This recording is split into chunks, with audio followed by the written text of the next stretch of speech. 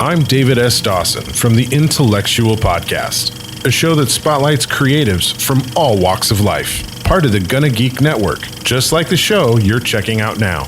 Shows on the network are individually owned, and opinions expressed may not reflect others. Find other incredibly geeky shows at GonnaGeekNetwork.com. Don't make me look for you again. Matt, he fixed my boy's eyes. Look. I don't know how you did it, mister, but thanks. Thanks. Children are God's gift to man. You didn't tell me you were a healer? Cataracts. Very simple.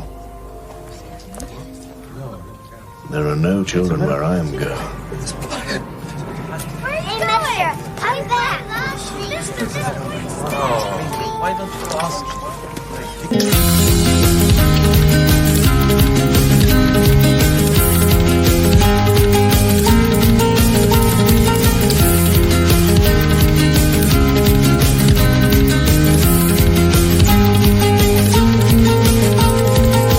And welcome to Smoking and Drinking in Space. This is a sci-fi podcast from a couple guys who think they know sci-fi. This week we watched the movie that sees Mark Hamill losing a bet, dyeing his hair, and dusting off his best Michael Biehn impression. It's 1989 Slipstream, starring Luke himself, Bill Paxton, and Kitty Aldridge. And with us this week, someone else with a crippling gambling habit, even though he knows we cheat. But it gets him on the show, and he's the host of Better Podcasting and the Legends of S.H.I.E.L.D., the man, the myth, the legend himself. It's SP. How are you doing, SP? I'm just elated to be here and kind of wallowing in my own crap that I've dealt out. So we'll just save that for later, I guess. Let this be a lesson to you that whenever you suggest film titles for the list, you might want to suggest good film titles for the list. Now, wait a minute. I had never seen this movie before, and I must have run across it in like somebody's IMDb, like Mark Hamill or something. I'm like, what is this? And then I'm like, it says it's sci-fi. So then I'm like, it's got Mark Hamill in it. It says it's sci-fi. It should be good. Here, put it on your list. And I had never seen it before, and there's a reason. Because it never made it to the U.S. No, never had a theatrical release. Never had a theatrical release in North America. Was released on VHS. It was a straight to VHS movie here in the States. Yeah. Yes, it was. Yeah. And there's a whole bunch of reasons why, and we'll get into it. Yeah. And he's constantly sitting in a hot tub, stewing in his own juices with a bunch of randos with rashes. It's Rob. How are you doing, Rob? Hey, don't forget my toy lobster. Good God. That sits on a boat. Well, where else would you put a lobster? Lobster boat. Yes. Isn't that like a dish? A food dish? A lobster boat? No, I don't think so. It should never had anything like that. No. Yeah. It's too bad. All right, Rob's over here making up seafood dishes. You got any news for us this week, Rob? I make up a lot of things. I've got all kinds of news. First news, I figured since we've got Mark Hamill himself on this particular show, this particular movie that we're reviewing, it would be only fitting to mention the fact that James Earl Jones has signed away his voice for Darth Vader over to Lucasfilm and Reese Beecher. Yeah, Bespeecher, which is the same company that did Luke Skywalker's voice for Mandalorian. Book of Boba Fett, really, and Mandalorian, I guess, for that one episode. Wait, why did they have to have Luke Skywalker's voice redone for Mandalorian? I know they did digital de-aging on him, but maybe he's a little rough around. Oh, no. He didn't actually do the cameo appearance, right? No. Somebody else did, and they just digitized digitally altered. Yeah. Yes, yeah. Okay. So for Book of Boba Fett, they recreated young Luke Skywalker, and maybe that was part of it, is they needed to get the young version of him as opposed to the rough and gruff voice that you get when your balls drop. Well, he did the Joker for so many years. I'm sure his voice is a little rough. It's a little shot. Yeah, a little shot. They probably also wanted to future-proof themselves in future projects. So instead of contracting for his voice, contracting for his re-speecher voice. Yeah, because I imagine they're going to use Darth Vader again and again in the future. Oh, yeah, so yeah. So, and apparently they used re-speecher for the Obi-Wan Kenobi series with James Earl Jones on tap in case it didn't work. I think this was a proof of concept or something is the best I can figure out reading this article. Is it was like the Obi-Wan Kenobi was a proof of concept on whether or not they could do the Darth Vader voice.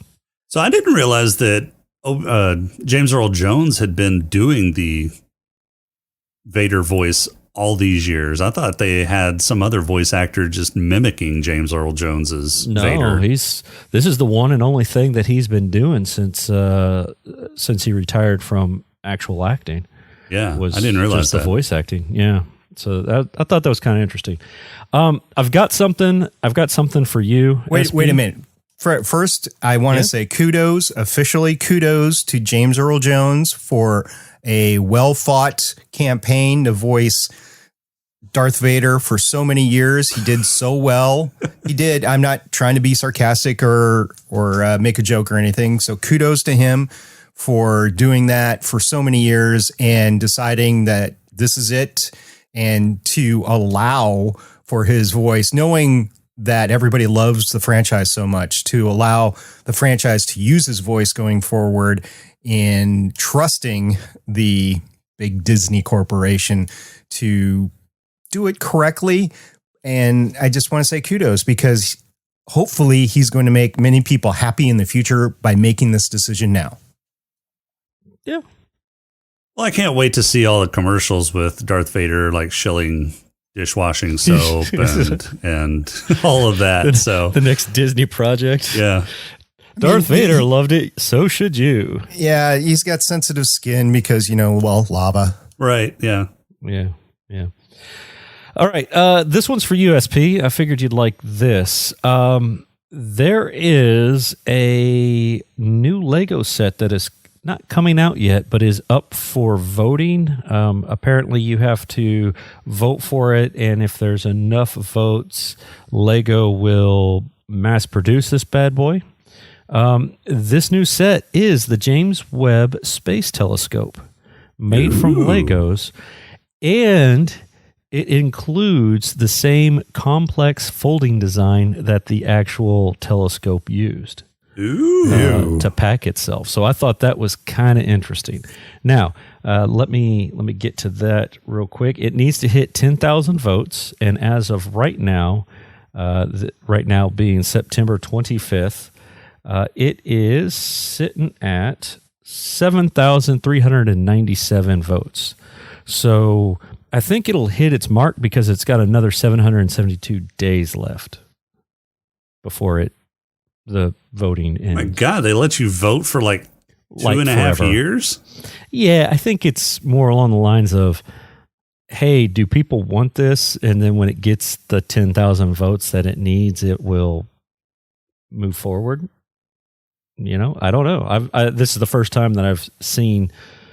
I didn't know that you had to vote for Lego things. Yeah, they have some people put in ideas. Right. For Lego sets, and then you vote on them. I can't remember what the site's called. It's like Lego Build or something like that. Ideas.lego.com. Yeah, Lego Ideas. Yep. It's been out for a while. Yeah. I didn't know it was a thing. I'm not a big Lego guy, so but I saw that it showed up on my feed, and I was like, hey, that's kind of cool. That is kind of cool. Next thing. So it is, like I said, September 25th. I just wanted to go ahead and go out there and say that when you hear this recording, Artemis still hasn't launched. Now, granted, this recording happens in like 2 weeks. So, yeah, I'm pretty safe. Artemis hasn't launched. Good for you, Artemis. Couple more sci-fi things. Oh, go ahead if you want to comment on that. Yes, I would. Odds are it won't. Right now, actually, I'll take a look at the feeds right now, but odds are it will roll back to the vehicle assembly building and to avoid Hurricane Ian and not be available to launch on October 2nd. However, I will say that there is a small chance that it will stay on the launch pad and be available to launch on the 2nd. Now, whether it does or not, because of all the problems that they've had with refueling and everything, we'll see. But it's going to get struck by lightning or something. And small chance that it's able to. And then wind blowing crap. It's going to have it's going to have what, like a 5-degree cant, and that's like outside its thing. They'll have to use the jets to stabilize it, just like in The Martian. Yeah, that would be kind of funny. Yeah. So there is an outside chance. We'll see. If not, I believe the next one is October 16th in the next launch window. All right. Yeah, so this thing's just plagued. October 16th. Is it going to launch by then, Rob? Man, I don't think so. I really don't. All right. So Nostradamus says that it is not going to launch October 16th either. Oh, it's Nostradamus? I thought it was Dumbass is what you were calling me. Oh. Thanks. Well, I mean, there's that too. Yeah. Thank you. I appreciate that. All right. Only put one S on there, not two. Just one S. And the B is always silent though. I've got kind of a two-parter here. First off, this is all things Star Trek. You should be happy with me, Jason. No superhero news this week. That's a first. I know, it's amazing. First one, Star Trek. Somebody has released an updated version of the Star Trek cookbook. It is written by Chelsea Monroe Castle. It's got 192 pages worth of stuff in it. Yeah, because when I think Star Trek, I think cuisine. What? Well, you can get the plum-meek soup, a ractagino, a yamak sauce, a hasperit, Danublian sausages. They're just making up words. Yeah, sure. Rigelian chocolate truffles. You know, all kinds of fun stuff. So that's coming out. It's a whopping $35 hardcover or $16.99 for an ebook. Go get yours now. Are we getting paid for that? We're not. We're not. Last you thing. You should care about Star Trek cuisine because you like their wine. That's true. I liked the Chateau Picard wine, yes. Mm-hmm. The Star Trek wine wasn't bad, but it wasn't as good as the Chateau Picard. Yeah. Which I have. I have a bottle of each still. I should crack those out sometime. I guess when we watch Picard next in February, I'll crack out the Chateau Picard. Yep. All right, last one I've got here, more Star Trek news. And this comes from your favorite website known to man, Jason. Which website would that be? I don't know. It's your favorite website. Giant freaking robot. Oh, good God. I was thinking it was We've Got This Covered. No. He seriously hates another paragon of journalism there. Yeah. Yep. Anyway, so according to Giant Freaking Robot's trusted and proven sources, one of the new Star Trek series upcoming will feature 7 of 9 as the lead character. Ooh. So it looks like there is rumors out there from trusted and proven sources that they are going to be making a 7 of 9 series. Are they going to do like a Star Trek Rangers series? I don't know. Well, see, in Picard 3, she's an actual officer. So maybe she's going to be in everything. What is it? Section whatever. Section 9. Yeah, Section 9 Section series. 39. No, that's in the future with Michelle Yeoh. Oh. Yeah, that one takes place in the Discovery timeline. Oh, good God. Or time frame, the future. Yeah, so that'll be interesting to see what they're doing there. There's no big reveals about it other than, it's in development. So another Star Trek series that I will most definitely watch. Hey, and who knows? Maybe we'll see some Voyager cameos in the process. Boo. Yeah, maybe Harry Kim will be a captain or something. Finally. Yeah. No, he never got promoted. He's still an ensign. Harry Kim is forever an ensign. He's gonna be blue shirt Picard. Did he get promoted at the very end of the season? I don't remember. Yeah, but it was only like to lieutenant. It was a field promotion. Right. Yeah. Poor guy, poor Harry. Anyway, that's all I've got. All right. Well, who's ready for a pod crawl? God, I can't wait to hear what this thing is. Let's do this. We can call it, I don't know, say a pod crawl? The pod crawl! Pod crawl! Pod crawl! Pod crawl! Excellent! Insert it deep! Pod crawl! Kind of like a space suppository full of information. Sometime in the future, the Earth got sick of all the pollution and decided to try and blow mankind off of the planet, literally. Now there is some sort of ambiguous wind stream that acts as a global highway, because leave it to people to take something that was supposed to destroy them and make it their bitch. Along this global wind tunnel is the same cave settlement that doubles as 3 or 4 different settlements in the movie, as well as the same Irish cliffs and waterfall that supposedly stretch for endless miles. Along these verdant cliffs is where we see Byron running from what looks like the unholy love child of a Bell 47 and AP-38. The pursuers land ahead of Byron's trajectory, and instead of going in a different direction, Byron runs right into their trap, gets a grappling hook into the arm and pulled off a cliff. However, instead of dying in a broken heap, he seems fine and quotes poetry, telling us that Byron is apparently an android. I hope they weren't planning that as a big reveal later in the movie. Anyway, Luke Skywalker and not Sarah Connor bring Byron to an airfield diner where they serve Squirrel posing as Rabbit. Enter Matt, a cocky small-time arms dealer rocking a power mullet who hits on not Sarah and gets his ass handed to him in the process. After trying to sell some explosives to Luke, Luke reveals himself to be the law and confiscates the grenade. Not wanting to come away empty-handed, Matt learns that Byron is worth a large reward and he decides to kidnap Byron from Luke and not Sarah. Matt and Byron escape in their little ultralight aircraft while Luke and not Sarah follow in their much faster aircraft, but can't manage to catch up because reasons.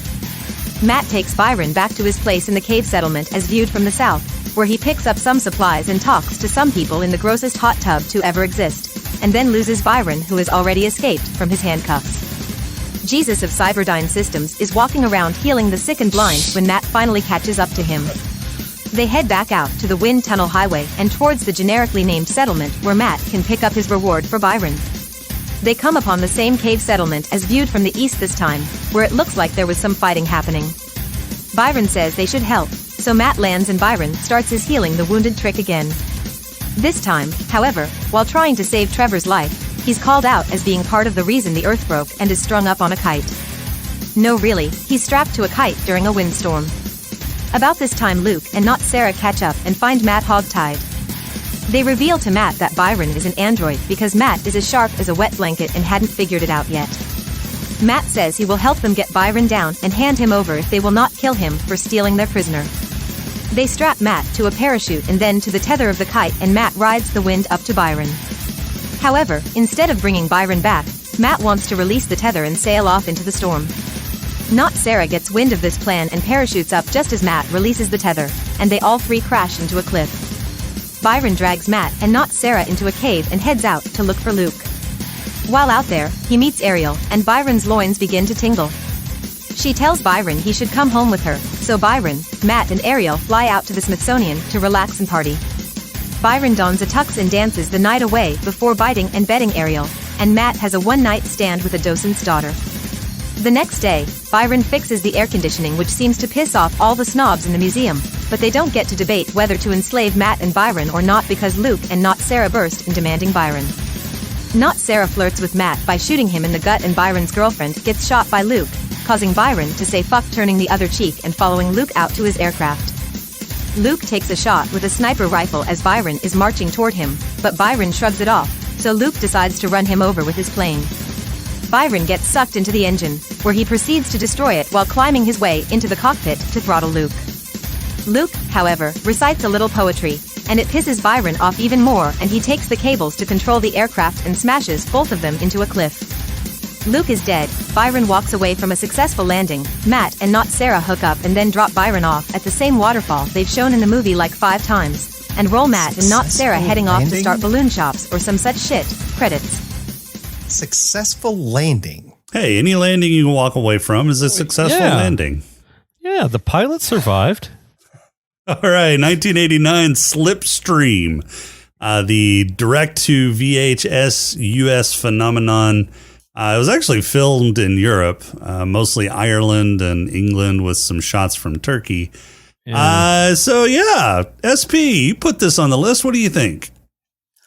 I think, and hang with me here, I think this is Iron Eagle meeting American Anthem, meeting Damnation Alley, meeting Planet of the Apes, meeting Blade Runner, meeting Bicentennial Man, meeting Mad Max. I think that's what we got here.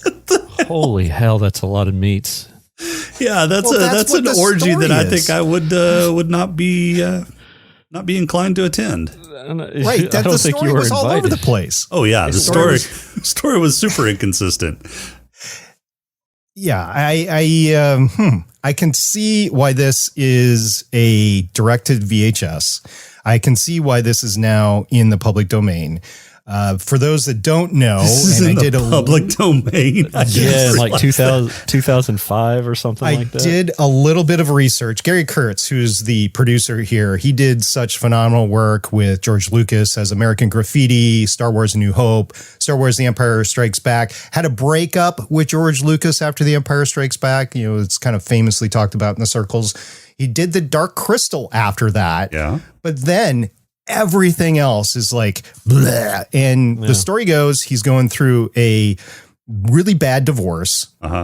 And he had a lot of money taken from him in the divorce. So he had none of that sweet Star Wars money to actually do this. And the two things that hurt it, I think, were editing and special effects. If he would have been able to do a little bit better editing, I think this would have been a better shot. Now, he did an interview at some point in time that I just read about, and like, I forget what it was, Wikipedia or IMDb, and said that he thought that if he could have done some action sequences that were much, much more grotesque, that would have actually played out the story better. I disagree with him, but that's what he says. So that's why we got what we got. Yeah, I mean, and this bankrupted him. Yeah, so the divorce and this bankrupted him. Yeah. He was using his Star Wars money to kind of fund this movie, but he lost the divorce settlement, and so his Star Wars money dried up, and he was in trouble, and this bankrupted him. So, but I mean, the guy's got some cred, like you said. He did American Graffiti and A New Hope with Lucas. He also did Tron. Tron was a big hit, as well as The Dark Crystal. And then he did something called Hot Pursuit. I'm not sure what that was, but I don't think it did very well either. Although it's got John Cusack in it. I don't think I've ever. I don't see Tron on his list, dude. Yeah, I don't think Tron did. Steven Leisberger, who's the director, did Tron. This had an all-star cast and all-star production team. There is no reason this should have gone wrong other than it just didn't have the money to be completed. Steven Leisberger, who did Tron 1982. He also wrote Tron Legacy in 2010. You also had an all-star cast. You had an Academy Award winner on the cast at the time with Ben Kingsley. It's just, that was a 5 minute, not even 5 minute cameo. No, but to pull that talent in and to pull the talent of Mark Hamill, which was credited as being his first theatrical release or whatever after Star Wars, Bill Paxton in one of his early roles, Robbie Coltrane, who played Hagrid in the Harry Potter series, Ben Kingsley, like I said, and then F. Murray Abram was Cornelius. Most people might know F. Murray Abram from Stargate, SG-1, but he's done a lot of roles too. So it really He's also Salieri in Amadeus. He was in by the Sword or by the Blade, whatever that movie was. He's been in quite a few things. Yeah. Right. He's just this cast, this crew, the composer, I can't remember his name off the top of my head, did some really cool stuff. It just came together like crap. And if I was associated with this picture, if I was Bill Paxton, I was young Bill Paxton, so probably wouldn't have mattered. But if I was Mark Hamill, if I was Steven Leisberger, I'd be like, what did you do, dude? And as you can tell by his credits, Gary Kurtz never recovered in Hollywood after this. No, I mean, what did he do after this? Kurtz? Nothing. Nothing. Return to Oz. Oh, yeah. No, Return to Oz came before this. Yep. Thief and the Cobbler, which have no idea. Steel he produced. 5/25/77 is apparently a production that he was in that was released after he died. Well, it's supposed to. About. Looks like it's coming out this year. Yeah. Doesn't have a. Oh no! What? Doing research on the fly there, Rob. Yeah. Oh, they're finally releasing it in fall of 2022. Oh. Well, I got confused because it said May 22, 2017 was the premiere. Official premiere, yeah. Interesting, yeah. So Kurtz didn't really, this kind of killed Kurtz's career. I'm surprised it didn't kill other people's careers, although Hamill didn't really do much in the way of movies like before or after this. Did a lot of voice work afterwards. Yeah, he did. He did a lot of voice work. Look, he did Guyver or The Guyver, and that's a pretty decent. Oh damn, Jason. What? So I'm sorry. What? The Guyver. So according to Wikipedia, it's superhero. So it was going to go on the superhero thing, but now I'm looking and you snuck by. On IMDb, it says action, comedy, horror. Oh man, I was going to throw it on sci-fi because no, you got to throw it on your show, and I'm washing my hair that day. So no. Well, it's alien bioarmor. That is, if that's not sci-fi, I don't know what is. Actually, does it say sci-fi on either Wikipedia or IMDb? The Guyver. It does say action, comedy, horror, sci-fi, thriller. Where? The movie or the TV show?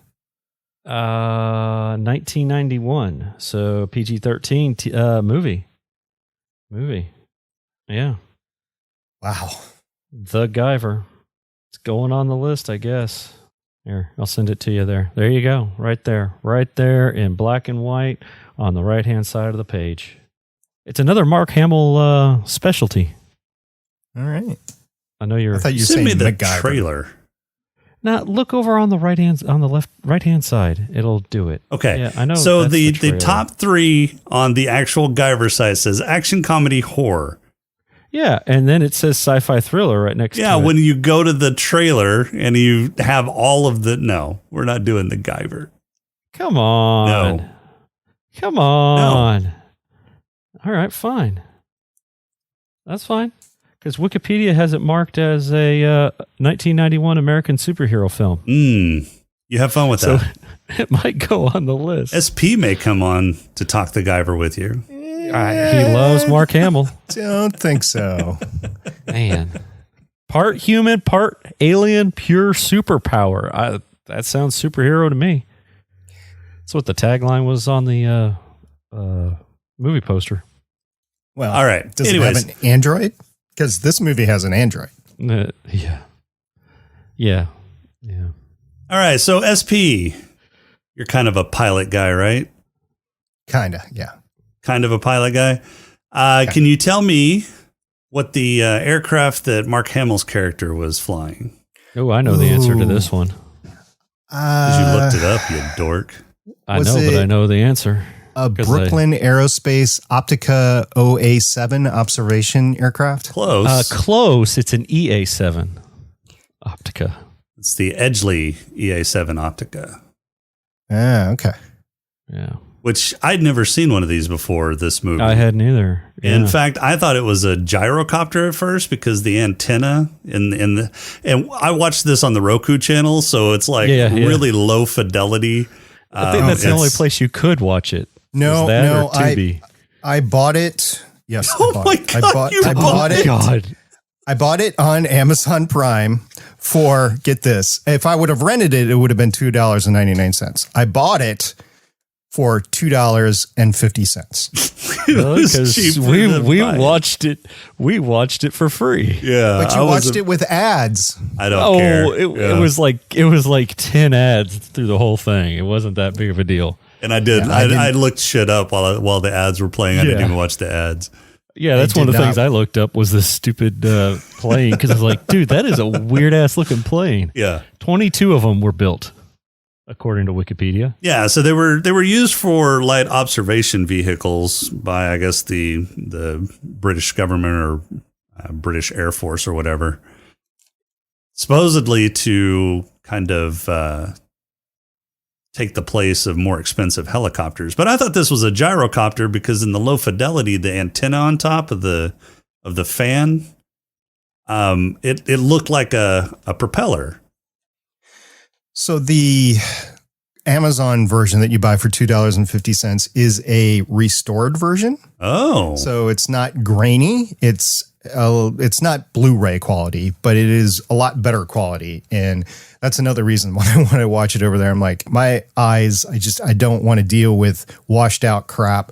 So I watched it over there and no, there is nothing lifting it up on top. Matter of fact, they play it off like it's a jet engine because of the sounds that you hear and everything. It is not. I've watched a video of that and it sounds almost like a motorcycle. Yeah, it's a ducted fan. I mean, it's got a little 4-cylinder engine in there that turns a fan in that fan cowling, and that's how it gets its propulsion. I mean, it's light enough that 3 guys were pushing it around on a grass field. Yeah, this is all light general aviation. This is ultralights is what this is. So what I think this movie is somebody came up with this idea, and it was somebody that, when I'm not saying it was Kurtz, but somebody came up with this idea that was just cocaine addled and loved to fly and was like, how do I get this into a movie? Okay, let's do this. And I got to say, the script is original. It's an original script. If it was edited better and the story was more fleshed out, I think in an era of Hollywood that we have today of not being able to come up with anything original, this would play really good if it was produced correctly. This was not produced correctly. No.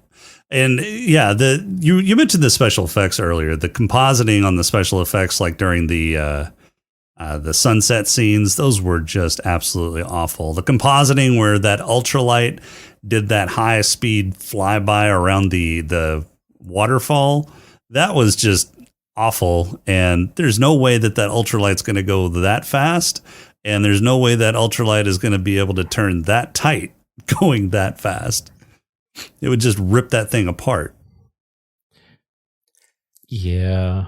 Yeah. One of the things I had on there was, you get dive bombed by basically a drone. I mean, it's like, really? You could probably like snatch it out of the air at the very beginning there. He like Byron jumps off of the side of a cliff type deal to not get hit by a drone, basically. It's like, man. And that's what it looked like. Yeah, this movie was made too early. There's a Nova episode that came out in 2020, like right as the pandemic was hitting, and they did a lot of the filming before the pandemic came out. So it was somewhere in the summer of 2020. And it was, I want to say the title was like The Race for the Electrical Plane or something like that. And if you see the electrical planes that are in there, they're more like quadcopters basically, but they are leaps and bounds ahead of the technology that you see here. And it would be more conducive to an environment that they're talking about, because I got the sense, because they talked about solar panels on the wings at one point in time, I got a sense that these were all electrical, and they were saying power's low at one point in time. And the planes that, are in that Nova episode are all electrical, and they go really fast, close to 200 knots. They take off and land vertically. They would be really key.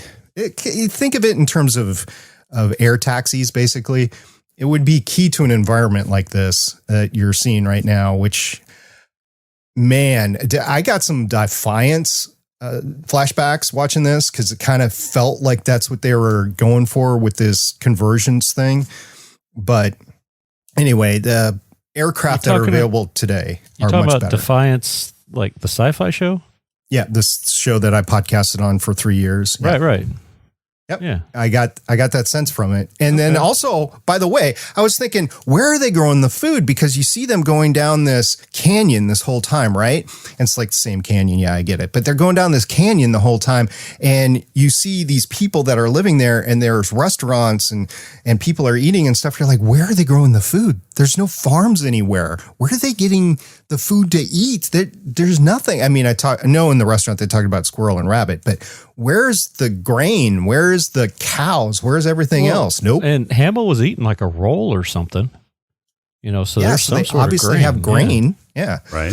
So it was just a hanging thread that I was like, where's this food coming from? Because if this is an earth that has tumbled in on itself, there's no farms left. Yeah. The way they make it sound with, by the way, I just want to say that I knew we were going to have issues when at the very beginning you had epic music, opening narration of Doom, and a guy running around in a suit. I was like, dude, we are in for a treat. And not that was straight out of North by Northwest. Yeah. So, they make mention of that in there, that like, the economy collapsed and the ecosystem collapsed and global warming and climate change, blah, blah, blah. It basically made it sound like it was, Mad Max Wasteland type of situation, but then, you see vegetation, on the cliffs and things like that. It's like, well, it's not that bad. Yeah, vegetation. I didn't really understand the whole apocalyptic thing. I mean, what made it apocalyptic? Supposedly there's this, jet stream that goes around the world. We already have that. Congrats. It's just meteorology. No, this one's super. This one's a super jet stream. I mean, what makes it super? Because it has slip in it. And it seems like they're riding through this slipstream, although he's trying to go upwind of the slipstream in his little ultralight, which, does anybody know what the ultralight was? No, I don't. Rob, you didn't look that up? No, that one didn't intrigue me. That just looked like a normal ultralight. I was just kind of like, okay, whatever. Oh, so that was a CFM Shadow. Congratulations. You must have been really bored during this movie. I was. Yeah. I wanted to see which one that was, because I hadn't seen an ultralight quite like that. And that looked like a manufactured ultralight and not like some backyard tent pole ultralight. So it looked like that ultralight could, I guess those cult people disassembled it. Right. And then they put it back together with... Didn't you see The Mandalorian? It's the same thing. It's like those people are like Jawas taking this stuff apart. No, but they were taking it apart and they just left it. They weren't like scrapping it for parts like the Jawas they were against technology. That was their whole thing. So they broke it down, and then they were able to put it back together. I guess they just left all the bolts sitting there to put it back together. I don't know. I don't know. Yeah. Those things aren't put together very tightly. I don't even think there's any bolts in it. It looked like it was wrapped with duct tape or electrical tape or something like that. Well, yeah, they were wrapping it with some kind of tape because Byron had a big old roll of tape that he was working with. This will hold. I'd have to go back and look for sure, but I'm pretty sure the kite that Byron was lashed to was like a Wright Brothers kite that they were using right before they discovered powered flight. I think they were using it to test. I'm pretty sure that's the type of kite that was being used, but I could be mistaken. It could have been a kite from Chinese era. I don't know. Yeah, I mean, that's considered technology, wouldn't it be? A kite? I would think so. It's a more primitive form of technology, but it's technology. So they're using technology maybe it's modern tech. Maybe it's like manufactured tech and not like stuff that you can make yourself tech. Well, define manufacture. I mean, manufacture means just to build. Look, I'm not part of the cult. I can't help you there. Oh, okay. Yeah, maybe motorized tech. Maybe tech that came from the 80s. I mean, I'm sorry, the 2000s. That brought down the fall of man. Maybe. But I mean, the fall of man, they kind of glossed over. So I didn't really understand that. I wasn't really sure what authority Hamill's character had. I mean, he said he was. Question I had. In fact, the badge he flashed was off screen. You didn't even get to see the badge he flashed. You got to see the back of it whenever they went to Paxton's character, whenever the camera shot to him. But you never got to see the badge. It was just off screen. So I wonder if they even had a badge to use, or if it was just just take it off camera and we'll just assume that he has a badge. So they say that they're cops or they're the law, but then you look on Wikipedia and they're called bounty hunters. Well, I don't know that I would trust the Wikipedia write-up either. So it would have been better getting more information about the law enforcement background, like what authority were they actually reporting to? Because he was sending him reports, right? Bounty hunters don't send him reports. He was sending him reports. And what authority was that sent to? Were they like the last two cops out there, and somebody in Cop Central was like receiving the report saying, it looks like things are still going okay. There's stuff going on out there. I think Mark Hamill's character in particular would have benefited from a more elaborate background into that, because as it stands, they are like bounty hunters out there, and Mark just goes nuts for no reason. And I couldn't tell if he was going nuts and killing people because it was justified and he was the law, kind of like sheriffs did out in the Old West, or if he was crazy. I couldn't tell. Well, it would have been good to know that. Yeah. He's trying to bring in a dude that murdered another dude, apparently. And yet he's going around shooting everybody. But he never shot first, if you notice. So when he confronted Matt's people at the waterfall, he didn't shoot first. He just said, I need to, hand over your weapons, or I need to see what's in your bags or whatever. And then they shot at him. And so he and what's-her-face, not Sarah, shot back and killed them all. And apparently they were carrying poppy seeds. I guess maybe they're growing opium somewhere. I don't know. Belitsky is the character's name, I guess, which is a whole different thing. I said the story was all over the place. You had romance all over the place. You had Belitsky possibly with Mark Hamill's character Tasker, definitely flirting with Bill Paxton's Matt Owens throughout the whole thing. Sure. You had Robbie Coltrane with this girl that they just pick up along the way, Ariel. And then you have Bill Paxton sleeping with just a girl from the museum people. And at no point in time did you really see any relationship either sustain or develop. And I know at the end, Belitsky is with Matt Owens, but it's like, I almost don't believe it because there's just nothing there to bring those two together. Yeah, I mean, there really wasn't any chemistry. They kind of flirted for a little bit, and I mean, that was his main criteria was you had boobs. Yeah. I mean, he was grabbing the boobs of the waitress, and he was grabbing the boobs of the docent's daughter. Yeah, right. Yeah. So apparently, if you got a pair of tits, what drew her to him? His mullet, his power mullet. Yeah. It doesn't work that way. No, I mean, you don't know. Grow a power mullet and then just watch the ladies flock to you. If that's all it took, I'd be all over that. You can't grow a power mullet, Rob. Oh, I'll grow a power mullet. You got to have something on top. I have plenty on top. Plenty on top. So that little needle that had the tracker, or was it the poison or whatever? I guess it was poison. I think it was both. Yeah. So it was like, maybe half an inch of a needle, right? Sure. On the end. Paxton had so many layers on. He had a coat, he had a vest, he had a shirt, and it all looked like it was layered. How did that penetrate? It was really sharp, I guess.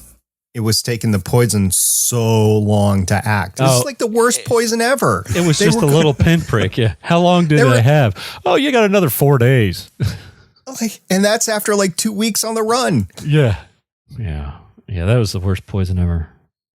Yeah. They really, so I'm trying to think how big Ben Kingsley, Robert Coltrane, and F. Murray Abraham were during this time period. So this was 89. This is after Gandhi. So Ben Kingsley was pretty big. This was after Amadeus and all of that. So F. Murray Abraham would have been decently a decently big name. I know Robbie Coltrane was in Kroll, and I think Kroll was before this. Well, that's not saying much, though. Nope, it isn't. I was just saying I knew that. Yeah. He was in Henry the Fifth, though, with Kenneth Branagh. And I'm not sure if Bill Paxton had done Aliens yet or not. He had. Okay. Yeah.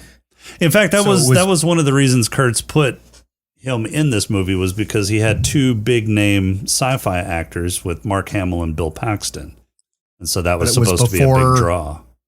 I think it was before Twister, Apollo 13. Oh, yeah. Big Love, Titanic. Yeah, those were all the 90s. Agents of S.H.I.E.L.D. And this was before Jurassic Park with Bob Pike, or Bob, yeah. Yeah, Bob Pike, which he was just the lawyer that gets eaten in the bathroom. No. He was the Wrangler. Bob Peck? Oh. Bob Peck was the Australian Wrangler. Oh, I thought he was the lawyer. No. He was, this was actually kind of what launched his acting. I mean, he had been in stuff before, but after this, he got much bigger roles. And I think Bob Peck did a pretty good job in this as the android. I think his acting was probably the best in the movie. Just the movie around him sucked so bad.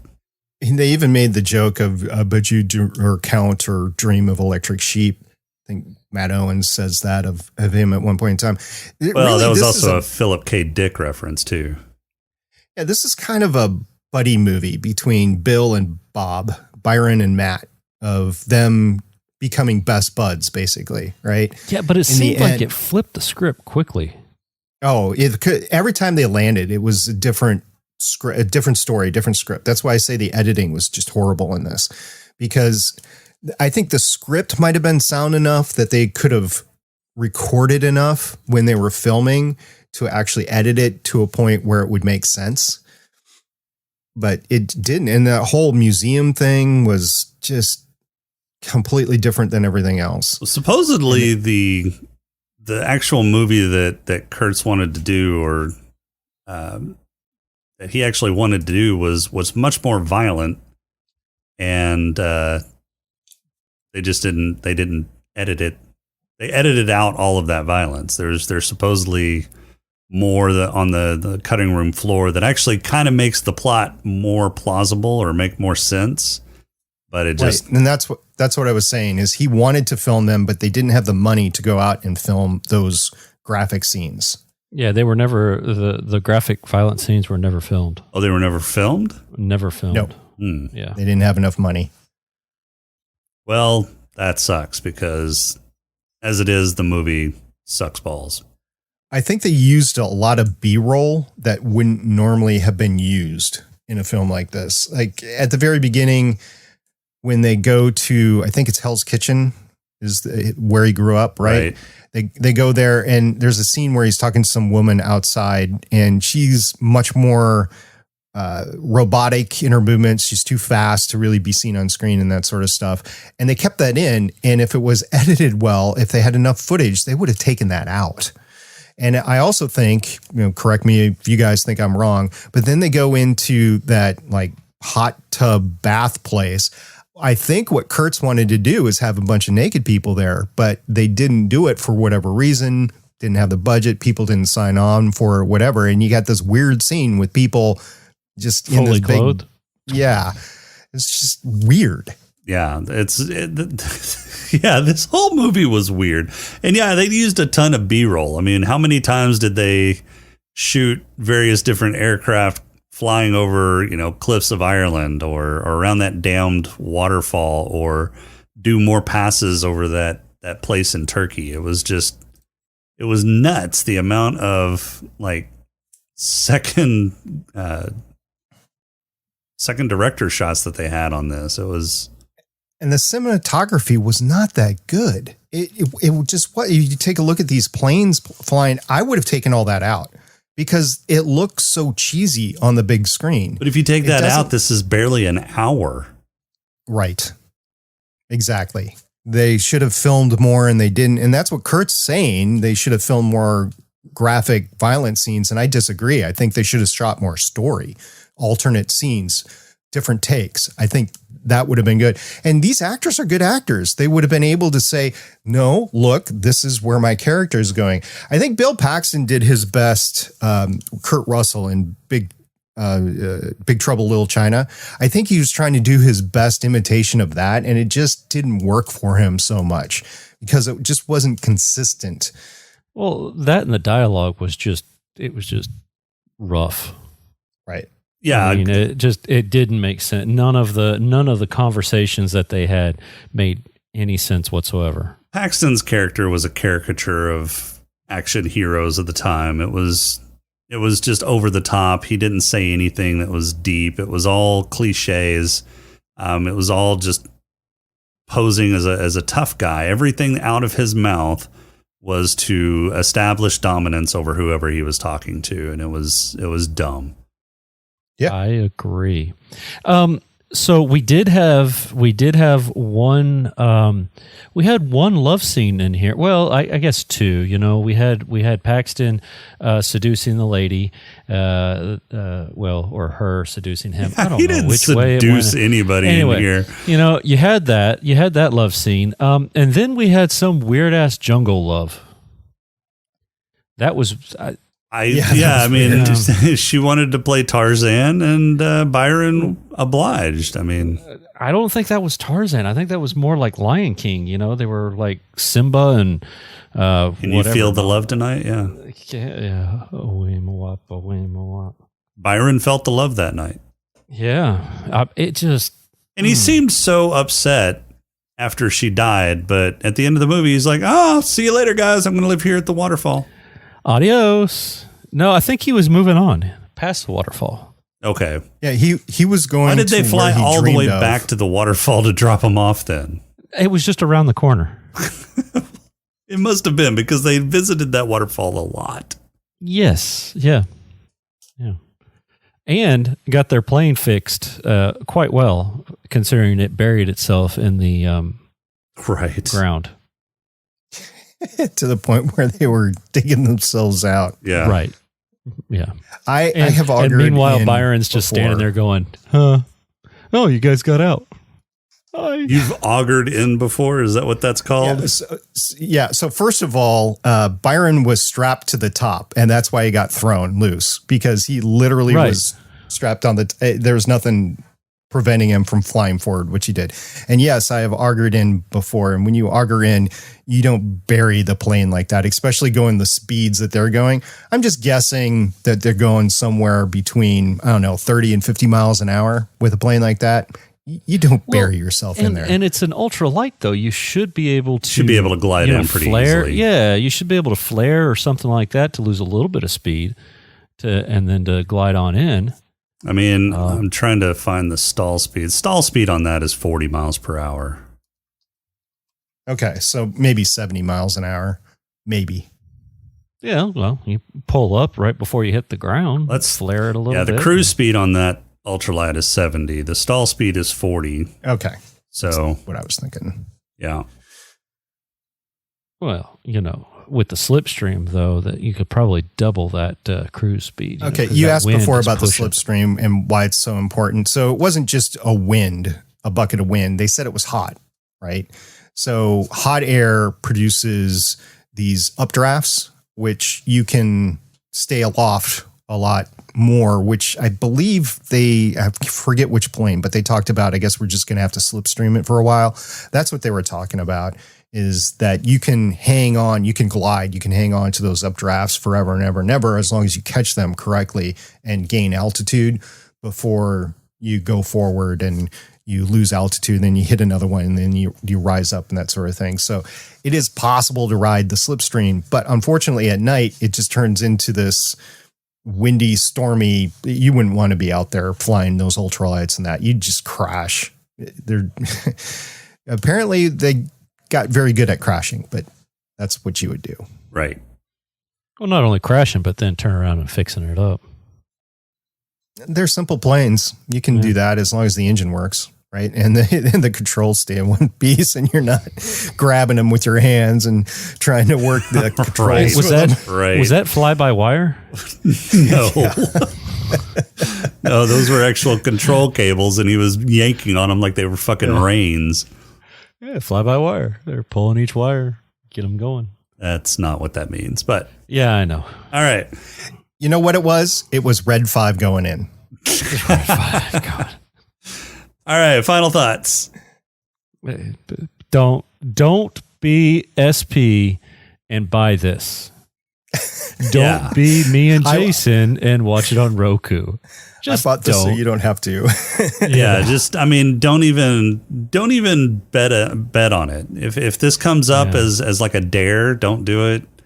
If somebody wants to bet you, hey, if you lose, you're going to have to watch Slipstream, just don't do it. It's not worth it. Yeah. And as I put in one of my thoughts here, I said 12 minutes in, I'm bored, confused, and want my Sunday back. Yeah.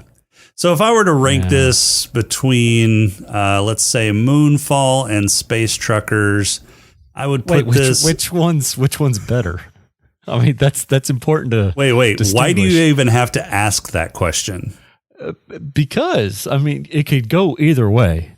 No, it couldn't. No, it could. No, one of those two movies is easily worse than the other. Which one is it? The fact that you have to ask that question makes me question your sanity. The fact that you won't answer that question. Moonfall. Moonfall is by far the worst fucking movie ever made. No, I think you have a soft spot in your heart for Moonfall. I haven't seen it, so I can't. You should watch it. It's pretty good. Moonfall is the worst. So if I had to rank this between Moonfall and Space Truckers, I'd put it somewhere around a Masters of the Universe. Okay. Just way out there, huh? The redeeming factor of Masters of the Universe are two actors in it, right? Courtney Cox, right? Yep. She was in it. Yep. And then Tom Paris from Voyager was in it too, right? He was? I'm pretty sure he was. No way. I totally missed that if he was. Yeah, he talks about on his podcast over the Delta Flyers or whatever. He talks about his time from time to time with Courtney Cox. Who did he play? I got to find this little. Robert Duncan McNeil played Kevin Corrigan. Who was Kevin Corrigan? Do you remember that, Rob? No. Because we reviewed that. Yeah. Oh, Dolph Lundgren is in it too. Oh yeah, Dolph Lundgren. Yeah, I mean Dolph Lundgren and Courtney Cox were the draw of that fucking movie. Yeah. It's like this movie. You had Mark Hamill and Bill Paxton and Ben Kingsley. Yeah, they're the draw. It's a great movie, right? Yeah, I mean there were a ton of great names in this movie, and they were just totally. I dogged on the editing pretty hard. And I just want to bring up, I looked it up. Terry Rawlings was the film editor. And I don't know what he had to work with, right? But he had some really good movies underneath his belt as editor. Alien, The Awakening, Chariots of Fire, Blade Runner, Legend. I mean, just a ton of stuff. And then you get Slipstream in there. It's like, of course, in his later years, he didn't do so well. But Kevin was the musician who mistaked the key for a synthesizer. Oh, no shit. Yeah, he was that, and he was Julie Winston's boyfriend.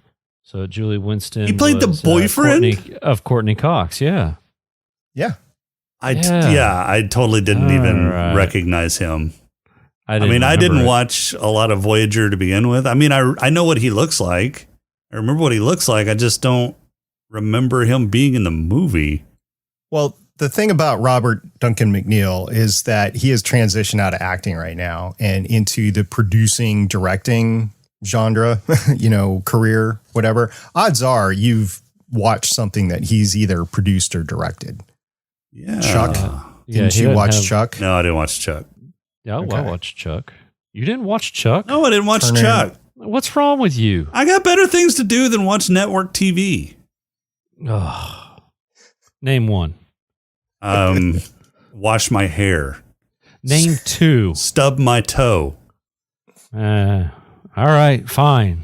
Yeah. I bet you can't name three. Do a podcast with you.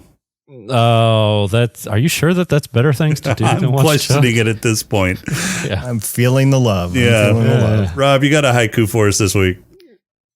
Holy crap, you remembered. Shut up. Yeah. Yes, I do. This one is titled Slip Up. Mark is not enough. Bill Paxton wasn't enough. This movie sucked balls. Very good. Very good. Yeah. All right, SP, you always come with goodies. What do you got this week? I do. And I have wow. I have in my hands my United States Air Force Academy contrails, which we had to memorize when we were freshmen at the United States Air Force Academy. And yes, for those that don't know, I attended the United States and graduated from the United States Air Force Academy. On page 178 of my contrails version is High Flight by John Gillespie McGee Jr. Ah. And this is the poem for those that haven't heard it yet. Oh, I have slipped the surly bonds of earth and danced the skies on laughter's silvered wings. Sunward I've climbed and joined the tumbling mirth of sun-split clouds and done 100 things you have not dreamed of, wheeled and soared and swung, high in the sunlit silence. Hovering there, I've chased the shouting winds along and flung my eager craft through the footless halls of air. Up, up the long, delirious burning blue, I've topped the windswept heights with easy grace, where never lark or even eagle flew. And while with silent lifting mine, I've trod the high untrespassed sanctity of space, put out my hand, and touched the face of God. See, this is why we have you on the show. You class up the joint. I try from time to time. There's also a couple other things in there that you probably don't want to hear. Oh, no. It would be probably perfect for this show, but we'll save it for another date. Yeah.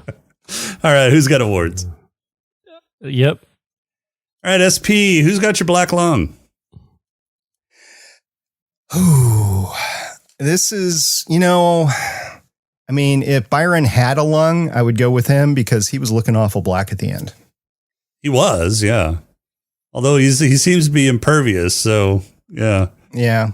So if that's your qualification, then I'll go with Mark Hamill because he was definitely breathing in some black smoke. Yeah. All right, Rob? Yeah, I gave it to Trasker for meeting the cliff.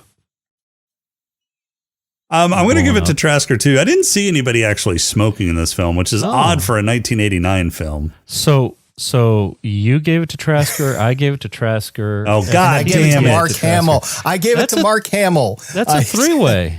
Well, Mark Hamill. The French call that a ménage à trois. God damn it. Hey, 2 in 1 week, Jason. But mine was for a different reason. Mine was for the smoke-filled cabin before he hit the cliff. It still goes to the same person. I hate you. And the reason why there was no smoking was because there were no tobacco farms left. Duh. Oh, somebody would have grown some tobacco. I mean, they had grain. They had poppy seed. Yeah, they had poppy seed. They had poppy seed. They had grain. Somebody would have found some tobacco to grow. You can believe that. All right, Rob, who's got your head lash? Matt. Okay. All the time. It's just you think he was drinking all the time? He was almost every scene. Let's see, the diner. He grabbed a beer off of a dude's table, down that. Went through the museum, found an open bottle of something or other sitting in the museum, and was just like, well, why not? Stole champagne off of a table from Fancy Pants, and down that. Took some into the bedroom. Had it poured on him. He didn't like that because he wanted to drink it. Putting perfectly good hooch to waste. All right, SP? Matt. I'm going to go with Robbie Coltrane's character, Montclair, because, well, they were in, the hooch tub, I guess. You think that it was filled with hooch? Well, when they're done bathing, turn it into hooch. And they were carrying all that poppy seed. So I'm going to go with Montclair. Bathtub hooch. So mine's going to go to Matt, too, for wandering around the museum and finding an open bottle of something. And he drinks it, not even knowing what it is, and then looks at it and is like, oh, yeah, that's alcohol, and just continues to drink it. Yeah, Didn't he sniff it first, though? Yeah, to see if it smelled good. He's got discerning tastes. SP, who's got your player? I am going to go with Ariel because she was snowing everybody. She was snowing her own people. She was snowing the group that she hooked up with. She was snowing Byron. She was snowing everybody. I'll go with Ariel. This chick that they just picked up out of the middle of nowhere for no reason whatsoever. Rob? Oh, I gave it to Matt for basically trying to hit on every lady he met. Okay. Sometimes succeeding. Mine's going to go to Ariel, too, because she meets Byron. I guess she met him earlier when they first got there, and he was tending to everybody. And then she sees him again after the windstorm and says, hey, why don't you just come to my place? And he's like, okay. So, yeah. She basically... What? So I was going to say, so it looks like he can't deny any request from any human. You don't think? Byron. Ooh. I mean, because somebody says, hey, come with me, and he walks with them. Or hey, go this way. Okay. That would make sense because he killed his master because his master asked him to. Right. Yeah. Even though he didn't want to. Interesting. Yeah. Yeah. I just put that together when you said, hey, come with me. Okay. That's came to my head. Look at that. Sometimes I have deep thoughts. Yeah. Sometimes. Now you're going to be sleeping for a couple days, so. Yeah, it hurt. Yeah. I'm tired. Will you hurry up and get to the last one? Well, you won't shut up. Okay. All right. Rob, who's got your purple hippo? I'm just going to give it to, I'm going to give it to Byron. Just because. Why not? Okay. No, I'm giving it to Byron because apparently when he found out that he was free, he was so excited. And then on top of that, he had his first dream. So he was in that whole euphoria of being able to dream for the first time type of deal. Found out he was free. So excited he couldn't contain himself that he blows his load with a grinder. All right. SP? I'm going to go with Mark Hamill because he thought he was Michael Biehn. Yeah, he did play every once in a while I'd look up at the screen and I was like, man, this role was just made for Michael Biehn. Should have been Michael. Yeah. I don't think it would have changed anything because both Michael and Mark would have played it the same. Yep. But yeah. Apparently, from what I read, Mark Hamill based his entire performance on a chance encounter he had with a cop giving him a speeding ticket. Yeah. Yeah, that's what I read too. He played it like the CHP officer that pulled him over. That's funny. So mine is going to go to, I think, Byron as well for basically becoming what he wanted. I think he was striving to be more human. He finally was able to fall asleep and dream, which is Again, a reference back to Philip K. Dick and Do Androids Dream of Electric Sheep? No. What? They don't. They dream of wherever there's a place with other androids at the end of the Slipstream. Maybe those are electric sheep. Maybe those other androids were sheep.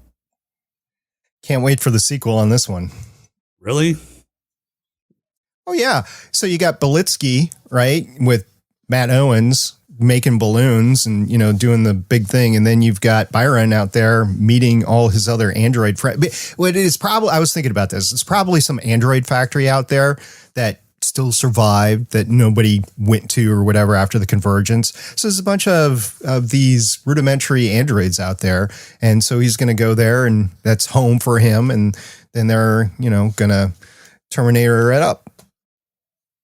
If you say so. Yeah. So there is another Slipstream that happened in 2007. I don't think that's related. It's got Anthony Hopkins, Christian Slater, another big name one. But apparently there is some bad connotations with any movie called Slipstream because it's got a 27% on Rotten Tomatoes. Ooh, that's lower than this. Yeah. This is like 43%, isn't it? Yeah. So apparently, moral of the story is don't name your movie Slipstream. No kidding. Name it Slipstream 2. Electric Boogaloo. All right. That would actually work. All right, we've got to pick another title. So, SP, you're the guest. No, I'm going to... Don't do it. The last time he picked something... No, I guess he put it on the list, didn't he? See, I never know when I'm being set up here. I never know when he's actually already got a title in mind. No, he's not set up. SP, you need to come back next week because we need to watch this crap. Well, okay. So as far as I know, this is not a setup. It's not a setup. It's all legit. According to our calendar, there is no title associated with next I feel like this is not a legit podcast because Rob didn't eat a fudge round at the beginning. I mentioned that during the intro. It's like I forgot my fudge round.